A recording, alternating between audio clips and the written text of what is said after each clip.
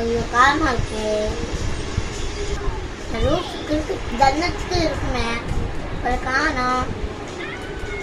அம்மா அம்மா ஐயோ அம்மா மேல கடைக்கு போயிட்டாங்க. என்ன பண்ண சோம்பியாது இல்லை வரமோன்னு பார்த்துக்கலாம்.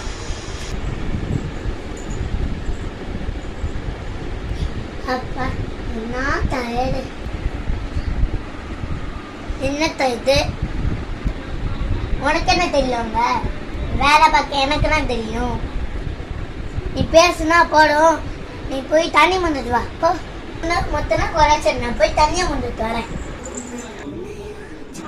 இப்ப ஏதாச்சும் வேற பண்ணணுமே ஐடியா.